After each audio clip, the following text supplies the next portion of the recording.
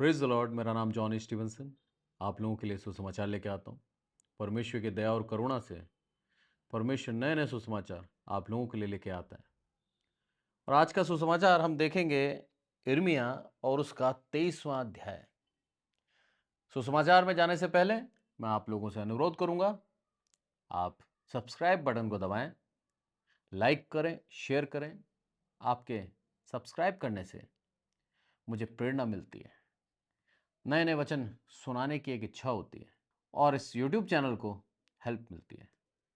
आपका तहे दिल से धन्यवाद देता हूँ जिन लोगों ने मेरे चैनल को सब्सक्राइब किया है और सालों से इस चैनल से जुड़े हुए हैं और निरंतर सुसमाचार सुनते हैं, परमेश्वर की दया और करुणा से कमेंट करते हैं और इस चैनल से जुड़े हुए हैं। प्रभु आपको बहुतायत की आशीष दे। आइए आज का संदेश हम देखेंगे इर्मिया और उसका 23वां अध्याय। थोड़ी सी भूमिका बता दूं मैं, इस समय इसराइल की क्या परिस्थिति थी और इर्मिया को यह भविष्यवाणी परमेश्वर ने क्यों दी, उसके पीछे एक भूमिका है। इसराइल इस समय आध्यात्मिक रूप से करप्ट हो चुका था। इसराइल नाम के लिए धार्मिकता का ओढ़ना ओढ़कर जी रहा था और परमेश्वर की दया और दृष्टि से अलग हो चुका था। झूठे भविष्यवक्ता आ चुके थे, परमेश्वर की भविष्यवाणी को तोड़ मरोड़ कर अपने फायदे के अनुसार बोलते थे। परमेश्वर चाहता है कि हम परमेश्वर के लिए कार्य करें। जिस तरह का मेरा पिछला संदेश मैंने आपको बताया कि परमेश्वर के दास बने और परमेश्वर की इच्छा के अनुसार कार्य करें, पर परमेश्वर का जब कार्य करते हैं शैतान हमें बहकाता है और हम स्वार्थी हो जाते हैं और कई बार अपने स्वार्थ के लिए हम परमेश्वर के वचन को तोड़ मरोड़ कर परमेश्वर की भेड़ों के सामने रख देते हैं, जो कि सरासर गलत है और इस गलती को प्रभु क्षमा नहीं करेगा। बहुत ही सोच समझ कर वचन को बोलें, बहुत ही सोच समझ कर परमेश्वर के कार्य को करें। प्रभु यीशु मसीह खुद कहते हैं वचन के अंदर, साफ साफ कहते हैं, झूठे भविष्यवक्ता के विषय में कहते हैं, बोला यह अच्छा है कि उसके गले में एक चक्की का पाट बांधा जाए और उसको समुद्र में डाल दिया जाए। बोला अकेला मरेगा ये ज्यादा अच्छा है। बोला वो जब बोलता है और सबको सुनाता है और जितने उसके ऊपर विश्वास करते हैं उन सबके विश्वास को वो खत्म कर रहा है। इससे बढ़िया वो अकेला मर जाए। प्रभु यीशु मसीह हमें इन वचनों के द्वारा प्रेरणा देते हैं कि किस तरह से एक मसीह को परमेश्वर के आदरमान के लिए अपने जीवन को जीना चाहिए और अपने इस मुख से सिर्फ उन्नति की बात करें। हमारे मुख से कभी गलत ना निकले, हमारे मुख से झूठी बातें ना निकले जिससे किसी के विश्वास को हम खा जाए या फिर किसी को गलत मार्गदर्शन हमारे मुख से निकल जाए। इसलिए बहुत सोच समझकर परमेश्वर की आयतों को सीखें, समझें और बोलें। आज का संदेश इर्मिया 23 और 33वीं आयत मैं आप लोगों के लिए पढ़ के बताता हूं। इसके अंदर क्या लिखा है? यदि जनसाधारण में से कोई जन या कोई भविष्यवक्ता या महायाजक तुमसे पूछे यहोवा ने क्या प्रभावशाली वचन कहा है, तो उससे कहना क्या प्रभावशाली वचन यहोवा की ये वाणी है, मैं तुमको त्याग दूंगा। और 34वीं आयत यदि मैं पढ़ता हूं, उसके अंदर लिखा है, और जो भविष्यवक्ता, याजक या साधारण मनुष्य यहोवा का कहा हुआ भारी वचन ऐसा कहता रहे, उसको घराने समेत मैं दंड दूंगा। परमेश्वर का रोष, परमेश्वर का क्रोध इन आयतों के अंदर हम देख रहे हैं। परमेश्वर की प्रसन्नता बहुत ही मुश्किल से एक मसीह पाता है। सुनना, बड़े गौर से सुनना, परमेश्वर को प्रसन्न करना आसान नहीं है। निरंतर उसकी भक्ति में बने रहना, अपने पापों को त्यागते हुए, मानते हुए कि हां प्रभु मैं गलत हूं, सारी चीजें उसके सामने खोल के रख देना और प्रभु की इच्छा के ऊपर चलना, उसकी आज्ञा का पालन करना। और जब ये सालों करते हैं हम, तब जाके परमेश्वर हमसे प्रसन्न होता है। परमेश्वर की दया और प्रेम अलग चीज है, परमेश्वर की प्रसन्नता के विषय में कह रहा हूं मैं। तो जब हम उसको प्रसन्न करते हैं तब वो हमें सदा के लिए अपना बना लेता है और सदा के लिए हमारी अगुवाई करता है और सदा के लिए हमारे को आगे से आगे लेके चलता है और हमें स्वर्ग राज्य विरासत में देता है। यह उसकी प्रसन्नता। पुराने उदाहरणों से हम देखते हैं, अब्राहम ने अपने जीवन के द्वारा परमेश्वर की लालसा करी और परमेश्वर को देखना चाहा, सच्चे परमेश्वर की खोज करी। जैसे उसने ये करा, परमेश्वर ने उसको क्या बोला, आकाशवाणी में बोला, बोला मैं तुझे एक वाचा का देश देता हूं, तू मेरे पीछे हो ले। बिना सोचे बिना समझे अपना सारा सेटअप छोड़कर, अपने सारा व्यवसाय को छोड़कर, अपने पिता के घर को छोड़कर वो परमेश्वर के वादे के अनुसार, परमेश्वर के कहने के अनुसार उसके पीछे चला गया। कोई जीपीएस नहीं है, कोई देश का नाम नहीं बताया, कहां लेके जा रहा हूं ये नहीं बताया। आकाशवाणी हुई, उसने सुना और वो चल दिया। वो इस चीज को भ्रम भी समझ सकता था, वो इस चीज को झूठ भी समझ सकता था, वो इस चीज के ऊपर विश्वास ना करके अपने जीवन को वैसे ही जी सकता था, पर उसने विश्वास किया कि सच्चा परमेश्वर मुझे पुकार रहा है और मुझे उसके पीछे चलना है। उसका वो जीवन, उसके पीछे चलना, परमेश्वर की दया और करुणा अब्राहम के ऊपर हुई और उसके वंश में से याकूब को चुना और याकूब के बाद पूरी इस्राएली जाति याकूब के द्वारा उत्पन्न कराई। 12 पुत्र उसके, और 12 पुत्र आज इस्राएल के 12 गोत्र हैं। वो जो विश्वास योग्यता अब्राहम की थी, वही विश्वास योग्यता इसहाक की भी देखी परमेश्वर ने, और वही विश्वास योग्यता याकूब की भी देखी। और उस विश्वास योग्यता के कारण परमेश्वर उनसे प्रसन्न हुआ और आज तक इस्राएल परमेश्वर की निज प्रजा कहा जाता है। आज जब हम जो मसीह हैं परमेश्वर के नाम पर विश्वास करते हैं, प्रभु यीशु मसीह के नाम पर विश्वास करते हैं और यीशु को ही मसीह करके पुकारते हैं और प्रभु यीशु मसीह के नाम से बपतिस्मा लेते हैं, प्रभु यीशु मसीह के नाम से जीवन को चलाते हैं, आज्ञा पालन करते हैं, तब हम इस्राएली जाति में जोड़ दिए जाते हैं। पौलुस कहता है अपने वचन के अंदर, बोला हम जंगली जैतून थे, असली जैतून के अंदर हमको काट के साँट दिया गया ताकि उस असली जैतून की चिकनाहट से हम पोषित हों, उस परमेश्वर के आशीष से हम पोषित हों। इस कारण से उसने हमें असली जैतून के अंदर साँट दिया ताकि हम उसमें से आशीष पाकर परमेश्वर के नजदीक बढ़ते रहें और उसकी जाति कहलाएं। आज इस तरह से हम उद्धार में आए, इस तरह से हम परमेश्वर की आशीष में से भागीदार हुए। परमेश्वर का वचन यिर्मयाह के द्वारा आज हमें क्या समझाना चाहता है, इसको हम बड़ी गंभीरता से सीखें। क्या बोलता है यहां पर, यदि जनसाधारण कोई तुमसे पूछे, कोई भविष्यवक्ता पूछे, कोई याजक पूछे, और क्या पूछे, क्या प्रभावशाली वचन है परमेश्वर का, बता मुझे, तो जब वो ऐसा कहता है तो उससे साफ साफ कहना, मैं तुमको त्याग दूंगा। त्यागा नहीं है, त्याग दूंगा। एक चेतावनी है। उसका सबसे बड़ा कारण था परमेश्वर का प्रेम, और अब्राहम से की गई उस वाचा के तहत परमेश्वर ने इन सबको उसकी जाति बना रखा था। इसलिए त्याग दूंगा, भविष्यकाल, बोला चेतावनी दे रहा हूं, आज भी सुधर जाओ, आज भी अपने मन को साफ कर लो और परमेश्वर के नाम को व्यर्थ लेना छोड़ दो। प्रभावशाली वचन, यदि इंग्लिश बाइबल में हम देखें तो उसके अंदर लिखा है बर्डन ऑफ द लॉर्ड, यानी कि परमेश्वर का बोझ, परमेश्वर का भार। बोला क्या है, बता मुझे। इस्राएली परंपरा के अनुसार जब परमेश्वर का बोझ पूछा जाता था, इसका मतलब है परमेश्वर की भविष्यवाणी और परमेश्वर का क्या भार है वो पूछ रहे। तो ये पूछते थे परमेश्वर का भविष्यवाणी क्या है, और उस भविष्यवाणी के अनुसार चलना चाहते थे, और लोग बाग झूठी भविष्यवाणी देकर उन लोगों को खुश कर देते थे और उनसे अपना आर्थिक स्वार्थ पूर्ण कर लेते थे, जो कि एक गलत है। आज भी कई बार मेरे पास प्रार्थना कराने के लिए फोन आते हैं, प्रार्थना करता हूं और उसके बाद मेरे से पूछते हैं कि मेरे लिए क्या भविष्यवाणी है साहब, परमेश्वर ने आपको क्या भविष्यवाणी दी। परमेश्वर की दया और करुणा से आज तक मैं मुंह बंद रखता हूं। मैं उनसे नहीं कहता जो वो सुनना चाहते हैं, क्योंकि उनकी इच्छा को पूर्ण करने के लिए मैं परमेश्वर का बैरी नहीं बन सकता। बहुत ही सोच समझ के आप पूछें। यहां पर साफ मना करा है, हमें परमेश्वर की भविष्यवाणी के पीछे, परमेश्वर के बोझ के पीछे हमें नहीं जाना। इब्रानी शब्द मस्सा, उससे लिया गया है, यह प्रभावशाली। मस्सा का मतलब होता है भार, बोझ। बोला वो क्या है, बता मुझे। और इस्राएली भविष्यवक्ताओं से और उन लोगों से पूछते थे। यदि हम देखें 23 का पहला, उसके अंदर लिखा है साफ साफ, उन चरवाहों पर हाय जो मेरी चराई की भेड़ बकरियों को तीतर बीतर करते और उनका नाश करते हैं, यहोवा ये कहता है। उन चरवाहों पे हाय। आज भी दुनिया के अंदर झूठे भविष्यवक्ता भरे हुए हैं, क्योंकि वचन कहता है साफ साफ, अंत के दिनों में झूठे भविष्यवक्ता आएंगे और हो सकता है चुने हुओं को भी भरमा दे। हमें बहुत सोच समझकर परमेश्वर के दासों को सुनना है कि सच में ये परमेश्वर की ओर से है, ये कहीं ये झूठा भविष्यवक्ता तो नहीं है, कहीं हमें सुधारने की बजाय हम जो सुनना चाहते हैं वही तो नहीं कह रहा। अगर आप जो सुनना चाहते हैं वही आपका प्रचारक बार बार कहता है, आप उससे दूर हो जाएं। इस बात को बहुत ही सतर्कता से समझना और सुनना। परमेश्वर की दया और करुणा हर एक मनुष्य के ऊपर होती है। परमेश्वर हमसे चाहता है कि हम उसकी इच्छा के अनुसार कार्य करें, और जब हम परमेश्वर की इच्छा को छोड़कर अपनी इच्छा के अनुसार कार्य करने लगते हैं, तब हम वही कहेंगे जिसे सामने वाला सुनना चाहता है। और ऐसे अगुओं से सावधान। परमेश्वर चाहता है कि हम सच्चे अगुवे बने, परमेश्वर की वाणी को आप तक लेके जाएं।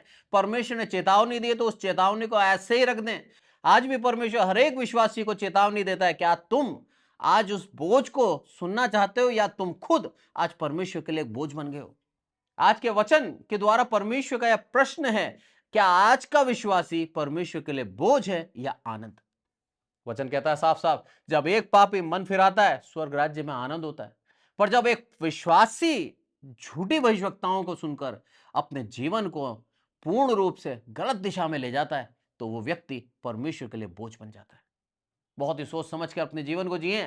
परमेश्वर ने आपको चुना है, आपको संसार से अलग करके अपने झुंड में इकट्ठा किया है। शैतान चाहता है आपको उस झुंड से चुरा लेना। वचन कहता है, जहां 100 भेड़ें थी उसमें से एक खो गई। परमेश्वर ने क्या करा? 99 को संभाल कर एक को ढूंढने गया, और जब तक एक ना मिल जाए तब तक उसे खोजता रहता है और उसको अपने कंधे पर लेके आता है। आज आप भटक चुके हैं, आज अपने पाप से आप पश्चाताप नहीं करते, आज आप अपने पाप के अंदर कठोर हो चुके हैं, आप परमेश्वर से अपने पाप को छिपा रहे हैं। आप वही खोई भी भेड़ हैं जिसको परमेश्वर खोज रहा है। और इन वचनों के द्वारा यदि आपके दिल के अंदर पश्चाताप का मन करता है, तो आप जान लीजिए परमेश्वर चाहता है आप पश्चाताप करें। लिखा है साफ साफ। क्या करते हो तुम? परमेश्वर की बातों को हल्का जानते हो, परमेश्वर के वचन को हल्के में लेके परमेश्वर के नाम की निंदा कर रहे हो। तुम अपनी इच्छा से बोल रहे हो परमेश्वर का नाम लेकर। परमेश्वर अपने नाम का अपमान नहीं सहन करता। जिसने भी उसके नाम का अपमान किया है, परमेश्वर को उसका 100% उसका न्याय करेगा। हम सचेत हो जाएं, ये चेतावनी है। मैं तुम्हें त्याग दूंगा, त्यागा नहीं है अभी। अभी भी एक आशा है हर एक विश्वासी के लिए। अपने जीवन को सतर्कता से जिए, झूठे भविष्यवक्ताओं को छोड़कर परमेश्वर के वचनों पर मन लगाकर इस वचन की पवित्रता को जानकर परमेश्वर के पीछे ईमानदारी से चलें। जब हम आगे पढ़ते हैं, उसके अंदर लिखा है 35 और 36 के अंदर, तुम लोग एक दूसरे से और अपने अपने भाई से यूं पूछना, यहोवा ने क्या उत्तर दिया, या यहोवा ने क्या कहा। यहोवा का कहा हुआ भारी वचन, इस प्रकार तुम भविष्य में ना कहना, नहीं तो तुम्हारा ऐसा कहना दंड का कारण हो जाएगा, क्योंकि हमारा परमेश्वर सेनाओं का यहोवा जो जीवित परमेश्वर है, तुम लोगों ने उसके वचन बिगाड़ दिए हैं। साफ साफ लिखा है। बोला तुम परमेश्वर के भारी वचन कह के, प्रभावशाली वचन कह के तुमने उन वचनों को बिगाड़ दिया है। तुम ये ना कहना, बल्कि तुम्हें कहना क्या है वो बताया। परमेश्वर यहोवा ने क्या उत्तर दिया और परमेश्वर ने क्या कहा, उसकी ओर कान लगाना है हमें। परमेश्वर के वचनों को बिगाड़ कर हम परमेश्वर के वचन का अपमान करते हैं। यदि हम पढ़ें निर्गमन और उसका 20 का 7, उसके अंदर क्या लिखा है, तू अपने परमेश्वर का नाम व्यर्थ ना लेना, क्योंकि जो परमेश्वर का नाम व्यर्थ ले वह उसको निर्दोष नहीं ठहराएगा। आमीन। यहां पर क्या हो रहा है? परमेश्वर के नाम को व्यर्थ लिया जा रहा है, परमेश्वर के नाम से झूठी भविष्यवाणी की जाएगी। ये सारी बातें 10 आज्ञाओं की वो तीसरी आज्ञा जो है उसका उल्लंघन करती है। उसके लिए परमेश्वर क्या बोलता है? वह निर्दोष नहीं ठहरेगा और दोषी व्यक्ति स्वर्ग राज्य नहीं जाएगा। तो इस चीज को समझना हमें बहुत जरूरी है। जब हम परमेश्वर के नाम से झूठी भविष्यवाणी करते हैं या फिर झूठी भविष्यवाणी सुनकर उसके ऊपर चलते हैं, तो भी हम गलत कर रहे हैं। इसलिए पौलुस बोलता है, जब कोई प्रचार करे तो उसको परखो। कैसे परखते हैं हम? वचन को पढ़ के परखते हैं कि वचन के अनुसार है या नहीं है। यदि वचन के अनुसार नहीं है, मैं आपसे हाथ जोड़कर विनती करता हूं, ऐसे प्रचारक को, ऐसे उपदेशक को ना सुने। बाइबल का संदेश बाइबल के वचनों के आधार पर होना चाहिए। बाइबल का संदेश बाइबल के वचनों के बाहर यदि हम सीखते हैं, तो हम गलत अगुवे के पास हैं, आप उससे दूर हो जाएं। परमेश्वर का वचन उसकी आत्मा की प्रेरणा से लिखा गया है, वो पवित्र आत्मा की प्रेरणा से पूरा संदेश लिखा गया है। इसके अंदर कोई भी बात अब कमी नहीं है और घटी नहीं है कि उसको आज हम अपने शब्दों में पूर्ण करें। यह कंप्लीट है। उत्पत्ति से लेके अंत तक, पृथ्वी का अंत कैसा होगा, पूरा बाइबल के अंदर लिखा हुआ है। इसके अंदर कहीं भी एक बात भी, एक गुंजाइश भी नहीं छोड़ी कि वो काम अधूरा है। उसको हम जो परमेश्वर के दास कहला रहे हैं, कि हम उसको पूर्ण कर सकें। ये हमारी योग्यता के बाहर है। जो लिखा है उसको मान लें और उसके अनुसार चलें, वचन के अनुसार बोलें और वचन के अनुसार सीखें और समझें और वचन के ऊपर मन लगाएं। किसी अगुवे के ऊपर मन लगाना भी गलत है, क्योंकि परमेश्वर का वचन सत्य है, अगुवा सत्य नहीं है, इसका वचन सत्य है। उस वचन के आधार पर हम चलें। प्रभु यीशु मसीह ने कहीं नहीं लिखा कि मेरे चेले मार्ग, सत्य और जीवन है। प्रभु यीशु मसीह के लिए लिखा है मार्ग, सत्य और जीवन मैं हूं। तो प्रभु यीशु मसीह मार्ग, सत्य और जीवन है। पतरस जो प्रभु यीशु मसीह का चेला था और प्रभु यीशु मसीह के लिए बलिदान हुआ, उल्टा क्रूस पर लटका दिया गया, उसको मार दिया गया। प्रभु यीशु मसीह के नाम से लोगों को चंगा करता था। प्रभु यीशु मसीह के नाम से बड़े बड़े आश्चर्य कर्म किए, उसकी छाया से भी लोग चंगे हो जाया करते थे। पर उसके बावजूद भी पतरस के लिए कहीं नहीं लिखा कि मार्ग, सत्य और जीवन वो है। इसलिए बहुत ही सोच समझकर हमें अगुवे का आदर करना है। इसलिए बहुत ही सोच समझकर हमें जीवन जीना है। मसीह जीवन परमेश्वर की इच्छा के अनुसार हो, मसीह जीवन आज्ञा पालन हो और मसीह जीवन वचनों का सम्मान हो। यहां पर हम देखते हैं 35 और 36 आयत जब हम पढ़ते हैं, उसके अंदर साफ कहता है परमेश्वर क्या कहता है उसको सुनो। पर तुमने करा क्या? भविष्यवाणी को तोड़ मरोड़ कर परमेश्वर के नाम को व्यर्थ लिया और वो आज्ञा का उल्लंघन हो गया। लिखा है साफ साफ व्यवस्था विवरण के अंदर, और उसका 18 का 20 यदि मैं पढ़ूं तो उसके अंदर साफ चेतावनी पहले ही दे रखी थी। परंतु जो नबी अभिमान करके मेरे नाम से कोई ऐसा वचन कहे जिसकी आज्ञा मैंने उसे ना दी हो, या पराये देवताओं के नाम से कुछ कहे, वह नबी मार डाला जाए। दंड है साफ साफ, लिखा था पहले ही व्यवस्था विवरण के अंदर, मूसा ने पहले लिख दिया था। बोला कोई भी ऐसा हो जो मेरे नाम से तुम्हें कहे जो मैंने नहीं किया, उसको मार डाला जाए। और आज यिर्मयाह के अंदर यही हो रहा है। यिर्मयाह भविष्यवक्ता के समय काल में यही हो रहा है। झूठे भविष्यवक्ता खड़े हो गए और लोगों की इच्छा के अनुसार कहने लग गए। और आज भी अंतिम दिन जब चल रहे हैं, आज भी झूठे भविष्यवक्ता खड़े हो रहे हैं। आज भी वही कहते हैं जो हम सुनना चाहते हैं। आज सुधार का वचन कोई सुनना नहीं चाहता। आज भविष्यवाणियां लोगों को सुननी है। लिखा है साफ साफ, जो ये कहता है प्रभावशाली वचन क्या है, प्रभावशाली वचन क्या है, उसके लिए साफ चेतावनी दे रखी है। क्या लिखा है उसके लिए? ऐसा कहता रहे उसको घराने समेत मैं दंड दूंगा। तुम्हें परमेश्वर के उस बोझ को, उस भविष्यवाणी को सुनने के लिए कान नहीं लगाने, तुम्हें कान लगाने परमेश्वर ने क्या कहा है तुम्हारे लिए, उसका उत्तर क्या है तुम्हारे लिए। आज हम क्या सुन रहे हैं, वो सुनना भी हमारे लिए दंड की आज्ञा बन जाएगा यदि हमने परमेश्वर के वचन को गंभीरता से नहीं पढ़ा तो। बहुत ही गंभीरता से पढ़ें और सीखें कि परमेश्वर की इच्छा क्या है आज हमारे लिए। जब हम आगे पढ़ते हैं उसके अंदर क्या लिखा है, 37 और आगे जब मैं पढ़ता हूं उसके अंदर लिखा है, तू भविष्यवक्ता से यूं पूछ, यहोवा ने तुझे क्या उत्तर दिया है। ये चीज भविष्यवक्ता से पूछनी है। आगे बोलता है, यदि तुम यहोवा का कहा हुआ प्रभावशाली वचन इस प्रकार कहोगे तो यहोवा का यह वचन सुनो, मैंने तो तुम्हारे पास कहला भेजा, भविष्य में ऐसा ना कहना कि यहोवा का कहा हुआ प्रभावशाली वचन, परंतु तुम कहते ही रहते हो यहोवा का कहा हुआ प्रभावशाली वचन।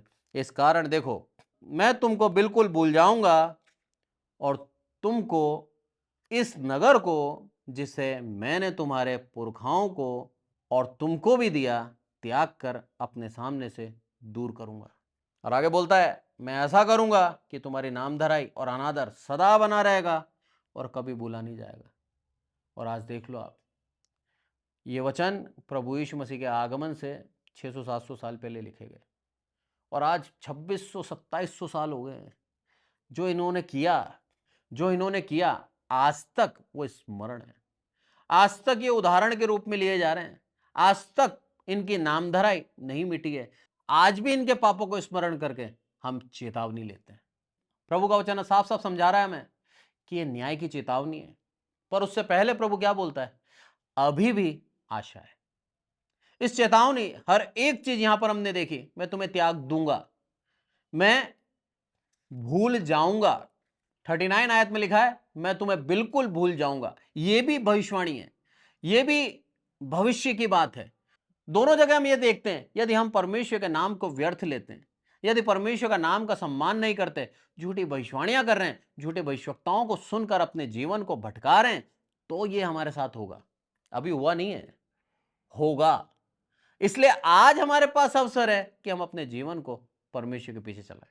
आज हमारे पास अवसर है कि हम पश्चाताप करके अपने छिपे हुए पापों को परमेश्वर सामने प्रकट करें।